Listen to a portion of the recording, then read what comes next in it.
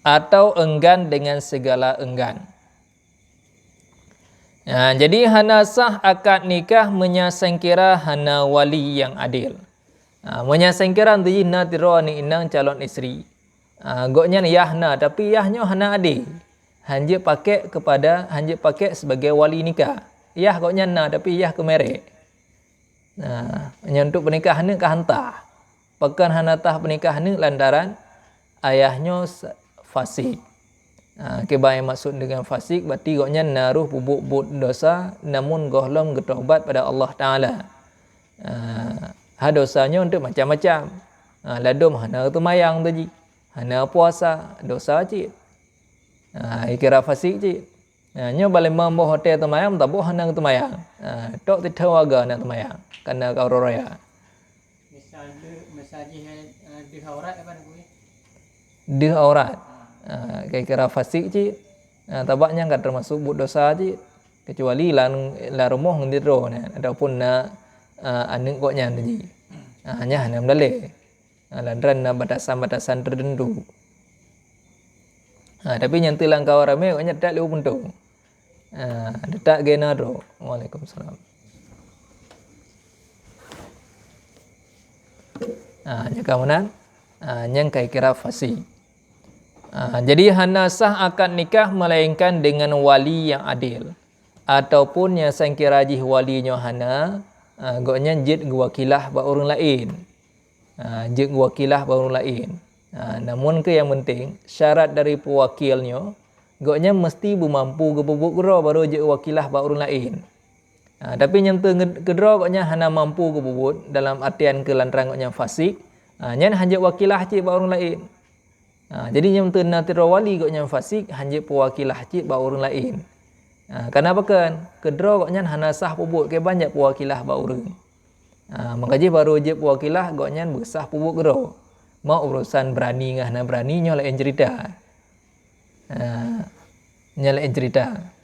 Kadang ketika akad nikah rame-rame orang nging dah kan. Kan nervous gero kelebut wali yang telah baca. Telah buat akad. Memang kacau. Daripada terjadi hal-hal yang tak diinginkan, wakilah bahawa orang yang memang sering gebuk menan. Dalam contoh tadi kawakib, penghulu. Adapun tadi bah ulama-ulama yang ada di sekitar gedanya. Tapi wakilah bah orangnya yang boleh. Syarat yang penting goknya mampu bubuk gera oleh berarti baik fasik. Maka syarat walinya beradil. Menyahana ke ban angka diwakilkan ataupun dengan muhkam. Muhkamnya ke ban yang maksud dengan muhkam. Kerana bak ke kode angka 1 jadi di luar nak rebuh pengertian muhkam. Qauluhu muhkam. Artinya seorang yang alim lagi soleh maka meneruskan dirinya diri laki-laki dan perempuan keduanya pada mengkahwinkan keduanya dengan syarat yang lagi akan datang. Apa makna tema muhkam? Artinya seorang yang alim lagi soleh maka mensuruhkan diri laki-laki dan perempuan keduanya pada mengkahwinkan keduanya dengan syarat yang lagi akan datang. Jadi yang maksud dengan muhkamnya kan pak kuakib. Tapi untuk ji na orang alim lah ngampung ulama. Jadi calon suami dan calon isteri yang tersangkira ji isterinya hana le wali, maka gelake bak muhkamnya untuk pernikah orangnya mendua. Tetap untuk nak disertai le saksi. Mana saksinya tetap. Tapi yang berperan sebagai wali ketika wali rohana maka je ke wali muhkam. Menyentuh geleweknya hana mungkinkan cik na wali muhkam kira-kira qadhi liar tetap nyentuh lagi geleweknya tiba kau je mesti tebaknya dia muhkam leweknya terkadang hanya debit le buku nikah mengkam cawa dia sementara buku nikahnya ada berhubungan dengan surat-surat yang lain hatta surat-surat yang lain. Nanti ketika kanan dan ketika kena pegat akta kelahiran, ialah kaya buku nikah. Menyemtu ke menikah bakkan kau kan te kah hana pada buku nikah. Jo buk gelbuat nak kah hana jejak gula. Gara-gara zaman mak ngayah ke menikah hana turah. Biarpun secara agama sah, tapi secara dunia kayak kira ilegal. Ya benar. Nya istilah lainnya populer dengan nama nikah siri tu je. Jadi nikah sirinya memang secara hukum agama kasah pakan. Diorinangnya kok nyana wali. Bahkan dalam pernikahan pina dua saksi yang menyaksikan. Namun mencatat bakau yang hana sehingga hanya berbitlah buku.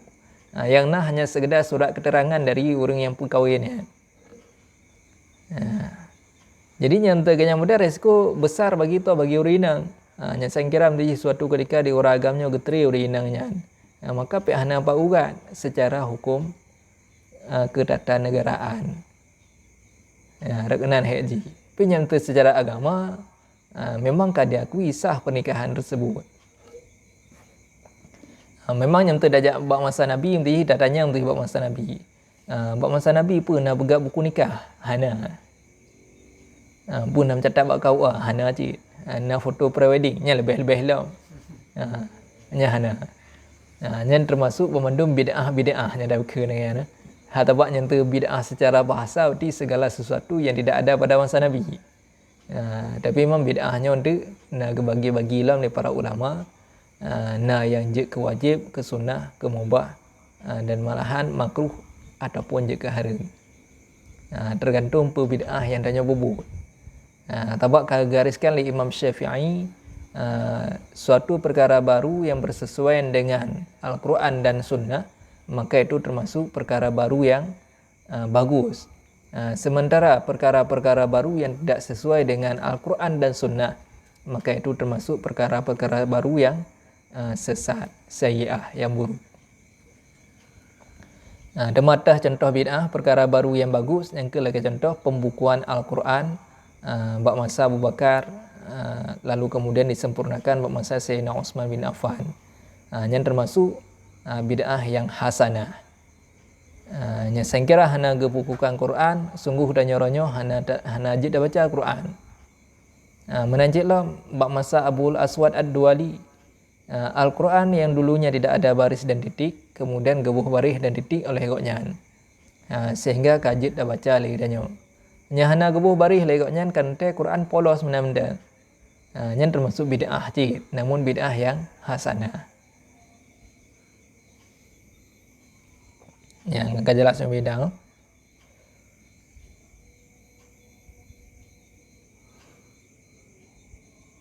Jadi kan menggunakan muhkam sebagai wali tatkala ketiadaan wali. Jadi wali yang sepatutnya ke pernikahannya hana di tempat. Kadang tu kejak musafir ataupun yang terturah gelewetnya gara-gara PPKM kah hanjek wono kampung. Sehingga penikahlah ada mbak orang yang ada di kampung. Jadi wali itu na di Jakarta, sementara ni inangnya ino di Banda Aceh. Yang tu payah tak ribet tak urusan. Yang berarti je kewakilan mbak orang yang ada di Banda Aceh.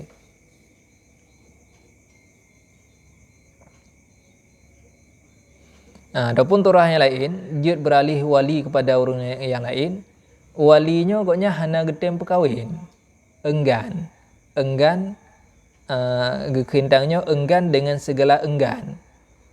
Kagelakan untuk pernikah bak konyan, diahnya hatem pernikah ni inang konyan. Menanging calon suami kah cocok, sekufu calon suami dengan calon isteri. Menantadanya mbak ayah ke hana pernikah home, pokoknya lah hang hotel pernikah. Kagak enggan. Nyanyi tu kagak enggan ke ban. Adapun 3 kali enggannya itu, maka iaitu memindahkan wilayah kepada wali abad, iaitu yang jauh. Jadi yang tu yahdro dan ni inangnya kagelake pernikah hatem pernikah. Sementara calon suami yang katruknya adalah calon suami yang seimbang ataupun sekufu dengan calon isteri. Tapi diahnya tetap hatem pernikah. Kalau kagelake bamput hang hatem. Jadi yang keban, nya berarti langsung beralih ju kewalian goknyan pada wali yang lebih jauh daripada goknyan. Dek mana urutan ji. Sebab yang paling utama ketika penikah, yahdro sendiri yang penikah. Maka ketika nanti yahnya pihak hitip, maka beralih kepada abang teori nangnya ataupun kepada cik teori nangnya untuk nak urutan-urutan je pemandu.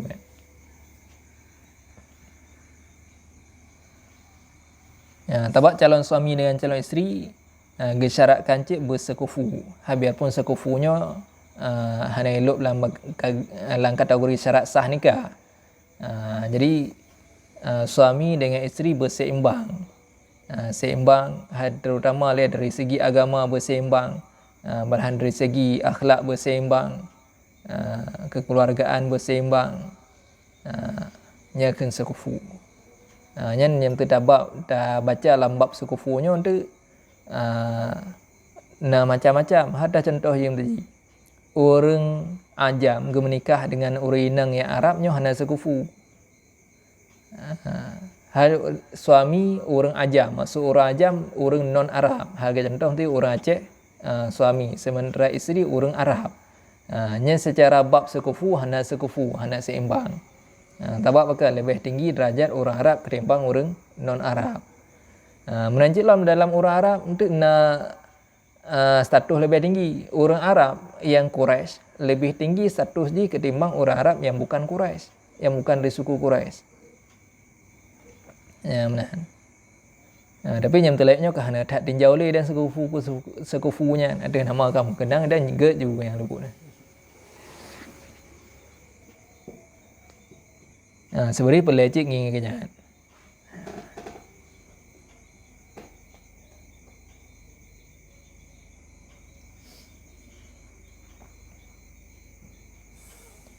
Atau dengan tahkim tatkala ketiadaan wali dan hakim, atau serta ada hakim sekalipun, jika diperoleh seorang yang soleh pada masanya, lagi tiada takut akan fitnah daripada hakim itu, maka tatkala itu niscaya haruslah bagi perempuan itu menyerahkan dirinya kepada muhkam itu pada mengakadkan nikahnya dengan seorang laki-laki, sama ada ia dalam negeri atau pelayaran. Ya, ulang kata. Adapun 3 kali enggan itu maka iaitu memindahkan wilayah kepada wali abad, iaitu yang jauh, atau dengan tahkim tatkala ketiadaan wali. Jadi gaya cerita buno, nya sangkira wali kok nyangka hang tem pernikah ni inang dro, maka beralih kewalian pada wali yang lebih jauh. Menyasangkira hana cid wali, maka kewaliannya berpindah pada wali hakim ataupun tahkim di muhkamnya ke cerita ji orang alim yang dalam nangro, tapi kok nyangkan hakim, namun kok nyang malim, level kok nyang kalage hakim je, tapi hana je ke hakim orang malim. Jadi dia urinangnya ketika hana le wali je keserahkan roba orang alim yang na langgam pongoknya untuk pernikah koknya dengan tidak ragam. Berarti orang alimnya yang bertindak sebagai wali koknya. Menyasang kira tidak timbul fitnah. Jika seandainya ada hakim lan nangro koknya. Mai katanya leknya hanjit le tak serahkan rom tu jebak orang alim semata-mata. Tapak pakan nangro danyo karena hakim. Hatta hakim ji bating ke KUA. Yang ditugaskan untuk pernikah orang penghulu. Jadi yang terdanya uruh tajak pernikah ba orang-orang alim yang kan penghulu yang kan ditugas kali negara mencawa ndik. Nangku mencawa je gada puno cerita tadi. Kahana turat nikah, kahanjep juga akte kelahiran ndik dan segala macamnya. Sehingga nyaga situasi tanya ketika hana le wali berarti beralih ju kualian pada KUA. Jak ju bak KUA bak penghulu nyo di calo rinang len hana le wali. Sehingga KUA ge periksa cek lekoknya mentelapik. Berkebit hana le wali ataupun waknya melarikan diri.